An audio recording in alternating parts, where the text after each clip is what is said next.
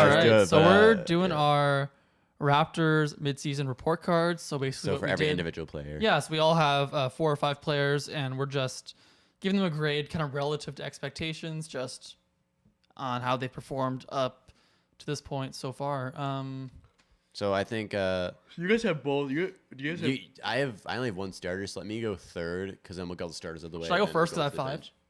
Yeah, Yeah, you go first, then we'll go So you then me. this makes sense. This is a good guy to start with. All right, so I've got Fred VanVleet. Anyone who's listening to this podcast, not much to be said about Fred. Most likely an All-Star this year, averaging about 22 and 7. We know it. Man. If Andrew Wiggins is an all-star. I have high hopes for Fred, but I don't know if it's realistic. All NBA level defense, as always. He's improved so much in my eyes as like an on-ball player. I didn't think he could play make like he has this year. He's shooting 39% from 3 on 10 attempts a game. He's up to 60. Better than Curry right now, is that not? Yep. He's up to 66% at the rim, which is a 13% increase from last year. So I gave him an A grade for the year. I could have gone A+, but I just feel like A+ needs to be like perfect. A+. Yeah. I had the same mindset going into this. Yeah, so I went A for Fred. He's been anything you could expect and more. He's the reason why we're even hovering around 500 up to this point. When that team was without Pascal and without OG for stretches, he has been just terrific. And we saw it last night with those super clutch shots. He's so clutch. So yeah, I don't think you guys much have probably an argument for that man, one. definitely I was gonna not. say a C. yeah. Fred's kind of mid, He can shoot 45% from 3. Yeah. Dude, if he's shooting under 43%, I don't know, his blocks per game are down this year, man. Like, his shit packing percentage is really low. no, yeah, dude. Fred's an all-star in my eyes. He should be an all-star in the coach's eyes, and we'll find in the out. eyes of the NBA, man. He will. We'll find out He on will be. Thursday if it. We'll see. Yeah, he will. If he gets snubbed, I better hear fucking Charles Barkley talk about that shit, man. Oh yeah, and I was gonna say, I've honestly seen the 3-point contest. I would love to Yeah. see Fred in the 3-point contest. I think if he's an all-star, I think he'll go. Why not? What if he You're just already goes there. in and just breaks the record? Low-key. If Curry just like so unexpected. I don't think Curry's doing it this year. I doubt I it. think it's into a Clay, want to maybe. end on top. That'd be All right, fine. well- I think I can see him doing that. That'd be so fun. Yep. Is Clay an all-star? No. Yeah. No, he won't be. He only played like 6 games so far. You can still be in the 3-point contest though and not be an All-Star. Yeah. Yeah. No. Yeah. Good Fred job. That was VanVleet, good. A grade. Yeah, good definitely. job, Fred. Yeah. Good job, Fred. So are we going to next. me? So I had Pascal. All right. Who? I had who the fuck is this? I had Pascal Siakam as my first person on my report card. Yeah, I don't know. Like we said about the A thing, I actually did give him an A+, but like it's an A+, right? I mean, because obviously, like, because to say it, I feel like an A+ is sort of warranted because if no one's gonna be an A+, then there might as well not be an A+. You know what I mean? That's your A+ line. Like, Exactly. Pascal's up here. Svi's an F. He's down here. 100%. Yeah. So much Svi slander. I'm sorry, Svi. Yeah. Well, play better. Yeah, play better. But yeah, like I did give Pascal an A+ just because I was calibrating my grading system just a bit differently because if no one's gonna be an A+, what's the fucking point of having it on the thing? So anyway, Fair enough. because Pascal, we were very uncertain about Pascal at the start this year, and now he's developed himself into pretty much a second All-Star candidate on our roster. Like, sure. like I'm not gonna say like he should be an All-Star, just logistically speaking. Yeah. But he's playing All-Star level. We'll say. Oh, absolutely, Yeah. absolutely. It'd be tough to- Superstar, like Yeah, he's on both ends. He's absolutely elite. Yeah. for sure. So yeah, aside from a bit of a confusing start, it's almost impossible not to give Pascal an A or an A+ grade. He's outperforming his best years that he's played. He was an All-Star starter, and he's playing better than that year. 100%, yeah, and he's overcome a lot of doubt, man. Like there are a lot of Big people, like especially through the bubble season, because we haven't seen Pascal be elite since the bubble season and before that when he was having an All-Star year. So it was so hard to gauge this year whether like how that affected him mentally, what kind of place he was And at. the surgery too on the shoulder. Yeah. Oh, yeah. And it did take him a little while to conform to. Because one thing we were scared about when we first talked about Pascal at the beginning of the year was that he was trying again to be that our superstar guy, right? That main guy, which Trying too hard to be that. 100%. And now, because he's never played with this team yet, I don't know. Only Fred and OG like big like.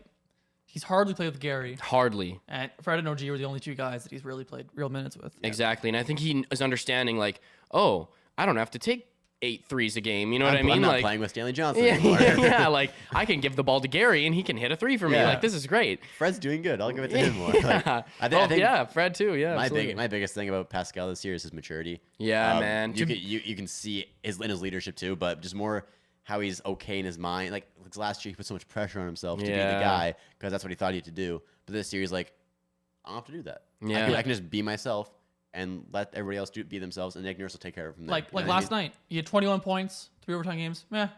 But I think he was the best player for the Raptors last night. Just totally. He scored 2 points. He didn't have a field goal in the overtimes, and I think he might have been our best player in the overtimes. Yeah, just because his impact is worldly. It's so funny how Gary Trent Jr. can score 33 points, but Pascal has more of an impact in the game. Oh, dude, no. Like, it's just the defense and the playmaking.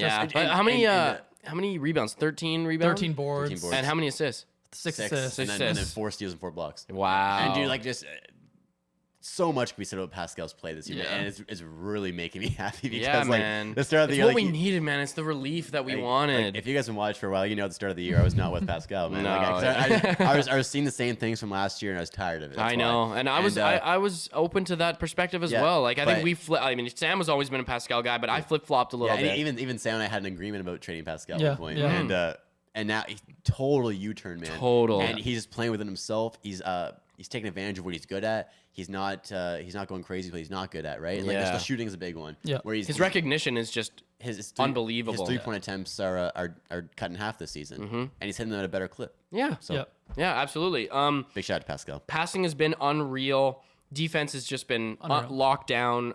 Shooting also credible. I love how he's getting back into that mid-range game. I love Pascal's mid-range game and his sort of mid-post game. I think where he thrives is in the mid-post. And like how many like little turnaround jumpers did we see last night? We're just like cash. Yeah. It's a layup for him. He's got that shot down, and he loves that mid post because he can play make out of that mid post too. So when he sees the double come, he almost wants. Like sometimes you can see him post up and he wants the double to come. Yeah, so he can pass. So he can make that pass out because he knows he can get an open 3 every single time. Exactly. And how many of those shots came from Pascal penetrating down low, kicking out to Gary last night? Yeah. He just looks more like a winner this year, man. He doesn't look like he's last year he looked like I'm playing, I don't want to say for myself, but he didn't look like he was playing a team-oriented version of his game. Totally. This year I think he's playing so much more for the team. Oh yeah. He's 100%. Like, I want to win right now. Yep. Definitely. Yeah. All right. So he's a dominant player, and there are certain we talked about this, but a lot of load taken off his back because of new arrivals, team members, and just gelling. So that's my grade. Cool. Nice. All right. I had Scotty Barnes. Scotty Barnes. I'll start off with the grade. I gave Scotty Barnes an A. Because again, I just didn't want to give an A plus just because that seems like. I mean, he's not first place rookie of the year for me, so I'm just not. If he was first place, I'd probably give him an A plus. But Scotty Barnes has been exceeding every expectation I had. Every single one. In every category, defensive wise, offensive wise, especially. Yeah. He came into my expectations for Scotty. I was very high on Scotty when we got him too. I wanted him before the draft. I wanted him over Jalen Suggs, and I thought he was going to average like 9, 4, and 3.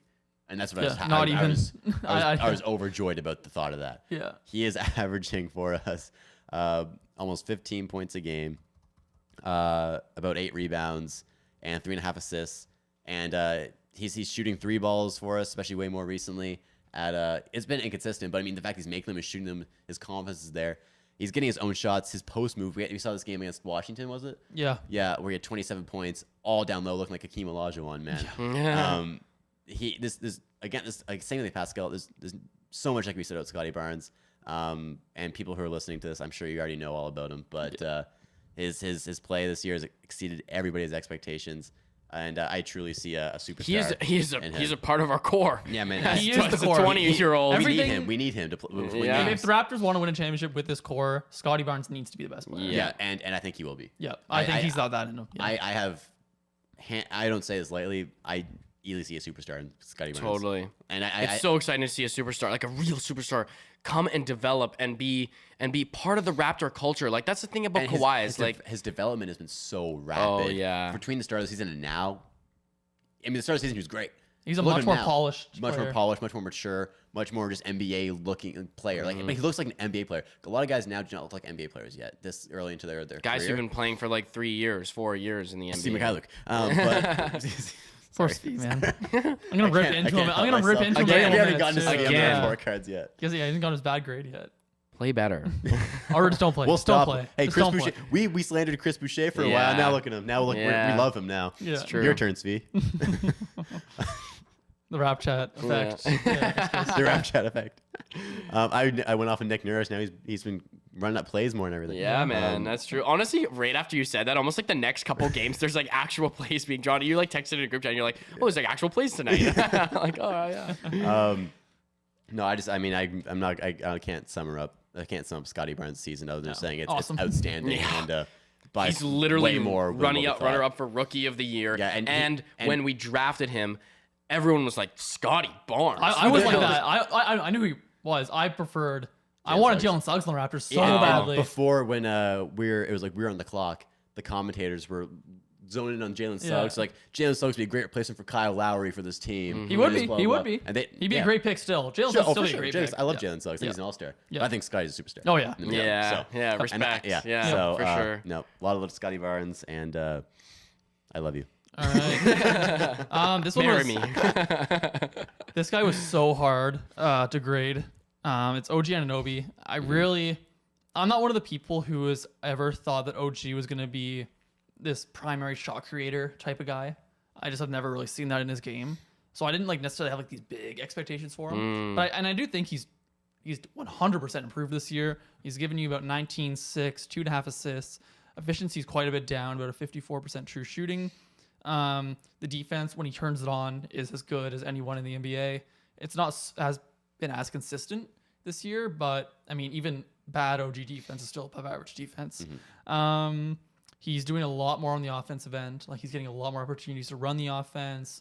He's getting ISOs all the time. He's developed a really nice pull-up three. He loves that mid-range shot, that little fadeaway. So he has improved, right? He's not just a 3-and-D player. His three-point shot has dipped a bit, but I think that's more from like he's been hurt and hit health and safety, and the three-point attempts he's taking are a lot harder to take. So I gave him a B+. Because I didn't want to go all the way up to the A because there are real facets in his game. Like I think his playmaking has struggled. I don't think he's improved enough to be in the A in range. A Yeah. range, right? And I think he's still pretty similar to last season, just like a much more polished version. And he's getting more minutes and, you know. more opportunities. Yeah, and I think like, yeah, he's taken a step up in some areas and kind of taken a step back in some. Like I think his handle has. Yeah. He's not gonna be this like primary shot creator that people think he is until he has a handle. Yeah. Like, he just can't get to his spots like other guys can. It's true. He needs to be quicker, Yeah. more decisive, assertive, more yeah, decisive. exactly. Yeah, like it needs to be natural. Yeah, too many times you see hesitation where he'll catch, he'll be swinging the ball, he'll catch it and be like, What should I do? Yeah. Or Yeah. he's in the mid post or the high post. the high post, and he's just backing in like this and just here, Yeah. couple Yeah. dribbles here, and it's just Yeah. back, and it's like, dude, you're not you're not attacking. Yeah, and then he just turns around and does a fadeaway. It's like I'd Exactly. rather back up and go straight up. He's done that a lot. I think because he's like we're also like he's getting compared so much to Pascal's growth, Yeah. and Pascal's growth is some of like that's unheard unreal of. growth. Yeah. And also watching Pascal in the mid post and the low post, he's so calm. He knows exactly what he wants to do. He's processing everything, and I think OG actually will get there. Then again, yeah, because Pascal wasn't doing that at 24, no, and I think OG will get there. He will, sure It's he just will. this season, I think he could be a little better. I think we're expecting a lot out of him Yeah. too. Yeah, Like, we're judging kind of harshly because we Yes, expect and he's a lot had of an these guys. awesome year. And we've just sure. seen him. We've seen OG since he was drafted. Like Yeah. these years. A B plus is a great grade, man. That's a really good grade, That's a right? great Hell grade. yeah, hell Way yeah. above average. It's you the know? second best grade on So- my report cards. Yeah, so no, it's nothing like it's 3-point shooting is down. Like it just this yeah, like you said, there's certain things that have gotten better, certain things taking a little bit of a step back, and I just like to see more decisiveness out of him. Yeah. Yep. Totally. but And great polishing still- up his bag of tricks. Yeah, and Yep. he will get there. But arsenal. great season. Yep. Yours. So next on my list, I had Gary Trent Jr. I'm a huge Gary Trent Jr. fan. We know. I love Gary. And I didn't give him the highest grade really. I gave him a B. Okay. And it's because Gary's overall improvement Wait, has I have a question for you guys. What's an average for you? For me, it's C. That was my mentality for like average. I'd say it was probably B-. B-, yeah. Okay. B-ish. So the reason why I gave Gary a B was because I just don't think we've seen him play consistently enough in order to get the B+. Or an A, but he has been so solid, like as a player. His overall improvement has been sensational. He went from being, not even in the conversation for a defensive player, and now he's, one of the best defensive guards in the league. Yeah. Which is just such an unreal improvement. There's lots of aspects of his game that need work. Like, he is only 23 years old, but like, right from the Miami game, recognition. Like, you got to understand, like, you're not a playmaker. You're a scorer. Like, yeah, there's a lot of times where he tried to be the primary ball handler on offense, and it's like, that's not your role. And then he'll drive in and get blocked. Yeah. And then it's like, well... He's not very athletic either. It's just, he's young, decisive. Same thing as OG. Exactly. And whereas, like, Fred is the type of guy where if he drives to the basket, I expect to see Fred extend, right? Whereas if I want to see Gary drive to the basket, I want him to do, like, a jump stop. You know what I mean? Like, so that you can, once you get in there, like, I don't really want you around the rim, like, at all. Like, I want you in that mid post if you're going to get there, jump stop, shot fake, or kick the ball or do something else with it. You know what I mean? And the Gary's good at hitting those. So, but anyways, and that's like nitpicky. Yeah. But his shooting has also been a little inconsistent this year. It's, again, we just have so many caveats with the team. It's so hard to get a true picture of how... It's tough, too, because like, he's been out like for small intervals, so he's COVID come back protocols and, stuff like all that bullshit. So that adds up to that, but... True. But, I think we're starting to see his consistency starting to turn up. He's had 3 back-to-back 30-point-plus games, which is pretty incredible. And one of them was against Miami, which is great. I think we really started... Once he's heated up in the fourth quarter of that Portland game, that's really when he kind of started to develop a little bit more and to being some consistent. And I think a big part of that, and one of the reasons why I was borderline thinking about giving him a B+, was because his confidence. His confidence is I don't care if he becomes a superstar. He's got superstar level confidence. Yeah. Like, he's ready to take that shot, and you can see it. He's already, when he gets the ball, he has attack moves. He's got an idea. He's ready to go. He wants to score. He wants to be there, and he wants to show everybody, yeah, I'm a fucking good basketball player. Like, yeah, you better fucking guard me. You know what I mean? Like, and that attitude, I think, is what elevates players. If you have that cutthroat attitude, that where you really don't care who's guarding you, like, I'm gonna shoot this three in your fucking face. You know what I mean? Like, he wants the defensive matchups. He wants to dream butlers. Yeah, he's like, I want you to go. Oh yeah, like I want to guard you. Exactly. Yeah. I think it's the same way offense and defense. I think he doesn't really care who's guarding him. He loves a challenge. Yeah, and he does. He takes him on full on. Yeah, totally. And he makes little mistakes. Yeah. Gary doesn't really often make mistakes. It's not very often where we're like Gary. Yeah. Like it doesn't really come up about. Maybe I might change my grade to a B+. I've loved Gary's year. My only 2 things for him is that he can't control how athletic he is. So I don't think he'll ever be a guy who's going to get to the rim and finish at the basket. No. I would like to see. Like OG, him, like, he doesn't really have much of a handle at this point. Like, it's a pretty loose handle, and I think that will only help him get to his spots, because when he gets to the spots, he can hit them and help him create a little bit more shot separation. Creation just alone this year, and those little dribble moves he uses to do that has already improved a lot. Then the off-ball defense, we saw the on-ball defense take a massive leap over the summer, and I think the off-ball, like, it's harder to develop off-ball defense, but I think he showed that he can develop that other facet of his game. Yeah, because he can get into passing lanes really well. Yeah, so I think it's just recognition right on cutters and stuff like that. But that's little stuff. Yeah, as far as like expectations go, like if I was to give him a grade, like I'd probably give him B+, A- also, just because I expect him to be a defensive liability this season, and he's so far from that. So yeah, I remember you telling us that this year. So that's the only thing I got from him. Yeah, I have just a couple last points. He knows he deserves to be in the NBA. And he's really proving that. I think he's like, one thing that I saw from Gary when we first got him is he had this mentality where I think he really, really likes being on the Raptors. I think he loves having he really appreciates opportunities. Yeah. Because when he first got there, he was like, man, I'm just so happy they're giving me an opportunity. Yes, man. You know what I mean? And that's why I think he's so all in with, whenever we see the players' Instagrams and stuff, I love when they are so enthusiastic about, I love Toronto, I love the Raptors. We the North stuff. Exactly. Yeah. And you see Gary buy into the culture. Yeah. And when players like Kawhi, he's gonna give a fuck about the culture. Like, you know what I mean? When players buy into the culture of the team, the city, The and the fans. country. Like that is like, because when they get some pride for playing in Canada, you know what I mean? Totally, and man. Gary has that. And having the fan base like Jurassic Park, man, like no other team has this sort of stuff. And it's great to see players appreciate it because it is special. And we're not going to sit here and say that us as Canadians, we fucking love basketball, man. That like basketball is such an amazing sport, and it deserves to be appreciated in this country. And when you have players who are humble and gracious that they're on a team that wants to buy. Like, Gary's not the type of guy to get on the team and he's like, "Fuck, I'm in Toronto." He has like an ego, and that's the thing with even the Raptors. The Raptors don't get guys with egos. That's a big thing we look out for. Totally. In players.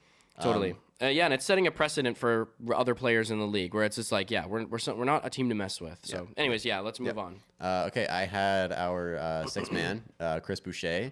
Chris Boucher, we as a podcast have had a roller coaster with this guy. Yeah, it's been a tale of two halves for Chris. Yeah, it really has. The first half of the season, ever since right before the turning point was that game against Cleveland where we had 4 of our actual players on the team. And Chris had a really bad game.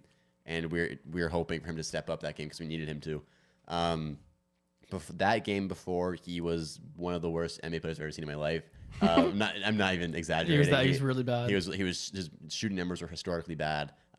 He was trying to be this Kevin Durant type where he's pulling up at the elbow and trying to cross guys up and running to the mid corner and taking the worst shot possible. Like nothing was good. If that was him all year, that's an F easily. Yeah. But since then, he has completely bought into his role. He's humbled himself, and I've never seen him play. Even last season, I've never seen him play with more heart than he has now. Where just a will to win. He's like, I'm gonna come in here. I'm gonna do my job. I'm gonna bring some energy. I'm gonna get some rebounds. I'll put the ball back, and I'll hit a 3 occasionally. Now his shooting's been better. And dude, he can. It's not like when Chris plays within himself. It's not surprising that in certain games he'll have a 25-point game. Yeah, no, because he's letting the game come to him now. You know, before it was I'm gonna go score now, my turn to score, and it's like no, it's man, like the Chris Boucher show, and it's like that, you're not that guy, you know. But he understands now. Like, look, I need to take advantage of this opportunity that because I can easily be benched. He was benched for a little bit, and then we were forced to play him because we had all our guys out with COVID. He's the only guy that never got put into COVID protocols. Yeah, he doesn't get it. Yeah, and he was like, "Look, man, I gotta take advantage of this if I want to stay playing in the NBA." And I'm really glad it clicked in his head because it's a blessing in disguise from the whole COVID thing happened because he probably would still be a bench rider at this point. So I gave Chris a B. Bench rider. I gave Chris a B. I gave Chris a B because we're judging the entire season, right? So yeah. I think if we're judging after the post Cleveland game, I'd say like A-. If we're judging before Cleveland games, an F. So I gave him some benefit of the doubt with averaging those out. I gave him a B. And he's such a big reason why the Raptors are even in games because he's the only guy who can give you, what you're getting from off the bench. And it's so surprising to. We've had such a polarizing season. Like it's so weird to hear you say that because like 4 months ago we would have been like, or like 2 months ago, 1 month ago. Yeah. But okay, let me just talk about this. We haven't seen Sam since we hated Chris Boucher. Yeah. Like when we went away from Christmas break, it's went from Chris losing us games to Chris winning us games. Like what the hell? Yeah, man. Oops. All right, my next guy. This is not going to take long, but it's Svi. I gave him a D. Not enough. He had that one game against New York that he played well. So he is a shooter who cannot shoot. He's a really bad decision maker. He's a guy who doesn't dribble, who's dribbling too much, and he makes awful decisions, and he's not a playmaker who's trying to make plays. He's a bad defender, and just look, man, he can score inside pretty well. Yeah, okay. So Svi D, and that was being nice. So yeah. Yeah, not much to say there. Oh God. Next on my list, I've got Yuta. And of course, you guys know I'm a Yuta Watanabe fan. However, I'm not going to give him any leeway because I do judge his games critically. I gave him a C plus / B minus. Okay. Yuta had a great start to this season. Not how that works. You can only pick one grade. Oh, fuck. I'm joking. He had a great start to the season. He was aggressive, but now he's become a little less decisive and just... we're not seeing the production out of him that we would like to see out of our bench guys. Like I think Delano's playing better than Yuta, and it's just like I trust Delano more now than Utah, to be honest. Totally, and he's become a phantom in the game. You know what I'm saying? Like, he's just not there. Like, he's just not present. You know, he's on the defensive end, he's there, but we can't afford to have guys on the court on offense who are just invisible. Yeah. You know? Yeah. He still remains to be seen as a threat on the court in terms of his offense abilities. You know, his defense is great. His rebounding is really good. He's a very disciplined player. But his offense is so... His offense is very underdeveloped. Yeah. And he, like... I remember a while ago when we had to play him and just, like, he couldn't use his right hand, or his right hand, like, at all. Yeah. You know, that hasn't changed. Exactly. And you know, his shooting is just... We'd like to see more, He's such a one-dimensional offensive player that, like, he needs to make shots to be on, he really be on the does. floor. Especially those corner threes, man. Especially like, corner threes. Need those out of him. And now we're getting those out of Justin. You know what I'm saying? Yeah. Like, and it's just like... And that's how it goes, man. Yeah, it is. His nickname's the Chosen One, Yuta Watanabe. Yeah. LeBron's nickname. Yeah. It is. Yeah, I feel like these next few grades are all going to be a little bit of a downer. Yeah, well, and I know. yeah, that's true. But like this is basically Utah on offense, a predictable dribble penetration that gives a pass onto the 3-point line. Yep. That's like he does that Every every single single time. Yeah. We're And just like, it's kind of like that's all he really can do. but on the offense. thing is I would like to see Utah develop a mid-range game. Like if you're gonna drive into the mid court or whatever, like, or high post or whatever like that, like on the free throw line, if you're gonna drive there, you might as well. If you're going to spend that time there, you might as well start trying to develop an attack move from there. You know what I'm saying? Because he'll drive and he'll get a defender on his hip, and it's like, dude, why don't you just like pull up for a shot or something? Yeah. Like try to create something for yourself. Which is, I feel like he's when on the offensive end, he's just so not creative. Like you know, and it's like, okay, well, if you're not going to shoot threes, give us a mid range, give us something. Like you know, Yeah, he's just the defense doesn't really have to think about him on the offensive end, and his defense isn't good enough for that to be the case, Yeah, right? to He's have him not on the Matisse. court, He's right, not Matisse yeah. Thybulle, Yeah, Right. exactly. right? He's Right. he's a good defender, but he's not It's good not, enough. the opportunity cost isn't there. I agree. Yeah. Okay. What's All right. next? I had Precious Achua. Oh, nice. It's a tough one. Yeah, it is a tough one. I changed it a couple times actually over the past like hour. I landed on a C with Precious. Okay. Maybe a C plus. For me, C was kind of like the average. That's kind of where I thought of it. Because he, again, with like just like Chris, man, so polarizing this season. Precious. There's times where I'm like, man, Precious is the guy, and there's other times where I'm like, man, Precious cannot play basketball. So here's my reasoning. I'll start with the positives. Defense has fully exceeded my expectations. elite. And all year, elite. it's been consistent all year. Yeah, he's a very high IQ defender. His switching off like pick and rolls is outstanding. Can defend pretty much any position. Yeah, him and Pascal are a great 1-2 punch on defense down there. And he's strong enough to handle the bigger guys too, right? Especially for his age, it's huge because he'll only get bigger. So yeah, I mean that's the defense. And just a great paint protector too. Like he's a presence in the paint on defense. But let's get to the offense. The offense is not been good at all this year. So big things that stand out for Precious for me is his hands are worse than the NBA. They're so bad. You can't catch a basketball to save his life. And like we've seen this over and over. Like, there's times where Fred will give him an easy lob and he'll just like fumble it out. There's an inside pass. Even and yesterday just goes against- between his legs or something. Yeah. Yesterday against Miami, he had an easy fast break. He just had to pick the ball up and he was fumbling it for a little bit. Yeah. And then there was actually one play 2 weeks ago or something. It was like a Shackton full play where he had an easy fast break. He just couldn't pick the ball up and he just ended up running out of the Yeah. And it's just man, like these are easy things that They actually made it on Shackton to full. yeah. These are just things that it's fundamental basketball that have to be fixed. And that and his finishing around the rim. So bad. Sometimes you're like, wow, Precious is really coordinated. And other times you're like, Wow, he's really geez, yeah, uncoordinated. he's extremely uncoordinated. And that's the stuff like coming time. Like, he's only a second-year player, right? Yeah. So I'm not too crazy upset about it. But it's just right now. But if we don't make a that's what it playoff is. run and it's because of him, off the team. I like trying to find the right. That's a joke, everybody. He's shooting 57% of the rim Okay, as that's a what I'm big trying to man. find. Yeah, that's, For context, Fred shoots 66%. yeah, and he is what 5'6" or something. I don't know. so Up to actually. So Precious, that's where I'm with. That's where I'm at with Precious. And just his decision making has not been good a lot of times. It's been better recently, but there'll be times where he'll get an offensive rebound, dribble to the corner, and try and go ISO, wave Pascal Siakam away, and just things like that where I think it gets into his head too much. Yeah. A little too ambitious at times.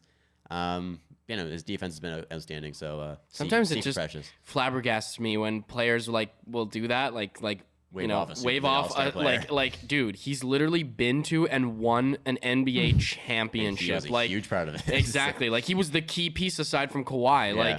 Like, bruh. And you haven't done much yet. Yeah, so it's like you need to start putting respect. Yeah, respect on yourself. People's names, bro. Yeah. All right. I got Justin Champagny up. Penny. Another guy, not a big sample size to grade on, but I gave him a B. Real quick, let's mention we're not grading Goran Dragic, Isaac Bonga, or David Johnson. Just because Nothing to grade. Nothing to grade. Yeah, Justin, I gave him a B. He's shown a lot of good things, right? He's an absurd rebounder. He's averaging 13 rebounds per 100 possessions. He's only 20. Great offensive rebounder. Just a really weird skill for a guy with that 6'5". athletic ability and size. Reminds me of someone on the Chicago Bulls a while ago. Just a bit. Michael Jordan. Dennis Rodman. He's taking some strides as a core and 3-point shooter. For the amount of minutes that he's gotten, his improvement has been notable. He's still on a 2-way contract. Like, my expectation for him was nothing. Yeah, no, he's really giving you like. And what kind of deal? Two-year deal? Would you sign him to? 2-way. He's on a 2-way right now. No, but what would you sign him to? Oh, yeah, for sure. Yeah, I want to keep him. Why not? Plays solid defense. He tries really hard on that end. He's got a really good just awareness for space and got cutters. And that shows on the offensive end as well. Just the reason, he's not been so amazing that I can give him anywhere near an A or anything. But B, I think he's been better than what you could expect the average 2-way player to be. For sure. And he's shown real skills to show that he can have an NBA career. Yep. So, totally. Bar's low, but he's had a nice. His improvement with did I just say that? Yeah. Yeah, with the amount of minutes that he's gotten. Just to reiterate, I guess, but for real though, when you we haven't seen that from Malachi. No. You know what I mean? The little minutes that Justin gets, we've already seen improvement from the beginning of the season, right? Yeah. He's shooting threes confidently. I was going to say his corner threes have gotten better. His shot form even looks better than at the start of the season. So, yeah. Shout out. All right. Yep. All right, so my last one is Malachi Flynn. I went from being a big Malachi Flynn guy to being now kind of just, I don't really care anymore. Because Malachi, if you're listening, plug your ears. Yeah. I gave him a D. Yeah. And it's because he at least deserves a D. Sure. Not enough. Maybe a D plus. Sure. His minutes have been extremely sparse. For good reason, though. Yeah, it's understandable. We need Fred. We need Pascal. Where does he really fit at this point, right? And when you guys make a good point about Delano, if we've got Delano, we've got Fred, and we've got Pascal, where does he really fit? Especially if he doesn't give you if Malachi was, if you could sub off Fred for Malachi, and it was just a Walmart version of Fred, I would accept that. A 5-minute downgrade, but still tolerable. I'd be okay with that, but it's below that. Exactly. It's just not meeting expectations. I think he's got a pretty good feel for the game. His defense is god awful. He wants to make a contribution when he comes in. He does. You man. know. I respect a lot. I respect him. Yeah, sure. absolutely. I just doesn't. You have to be very talented and very athletic to be an NBA player. Yeah. He just doesn't fit the Toronto Raptors. Yeah. At least at this point. Simply put, 6'1" unathletic guard who can't shoot. No, and we got Fred VanVleet who just fits that description size wise. Yeah. But he's just so good. Yeah. So that shows if you want to be that size, you got to be that good. You can't really have major flaws in your game. No. Yeah. And he does. So. I think last couple games have been a little bit more reflective of some aspects of his potential. He scored 14 points against Chicago. Charlotte. Yeah. He can run an offense. He's not afraid to be aggressive. He's got a decent IQ. He's a college senior. Exactly. Right? He's played a lot of basketball. Yeah, but he's just it's just tough, man. Malachi's a very polarizing topic for me, so I don't know if I really want to talk about this right now. I think I'm emotional. All right. Yeah. All right. Last guy? I just need to call my therapist. Okay, my last guy. I had Kem Birch. Oh, Another hard one. Birchington. Mr. Birch Tree. Was a very hard one. Again, I switched him a little bit too. Because start of the season, we were loving Kem Birch, man. He was a big part of the team. Yep. His rebounding, it was great. His steadiness was great. That short pick and roll he had with Fred was automatic. Yep. then he got injured, and since then the games he's played, he just did not look good. COVID protocols. Yeah, and he just didn't look like he was really helping the team at all. No. No, I mean, there's not really a ton to say about Ken Burch at this point. I think he's probably going to get traded, realistically, and if not, he probably won't last much past this season.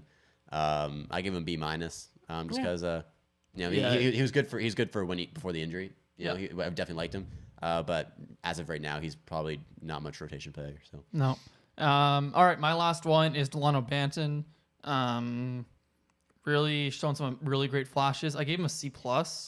I personally am just not as high on Delano.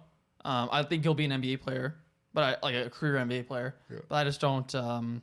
He's shown like some real flashes though in the open court. He's a really smart decision maker. He's got a great handle for his height, very smooth handle. He's really fast for his height. Not super explosive, but he's fast. And you really don't see guys that size with that kind of handle. And he's got legit passing ability, at least in transition he does. His transition game is outstanding. The reason he's a C+ is just because he is, like, he's hit a couple threes lately, but on the half-court offense, he's really not giving you anything. You can't bank on what's Delano going to give me tonight in the half-court. For lack of better words, he can sometimes be a sixth defender. He can in a half-court offense.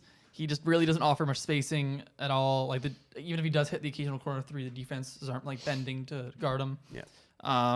Defensively though, he tries really hard. He's good at getting like into passing lanes. I think he's got a really bright future.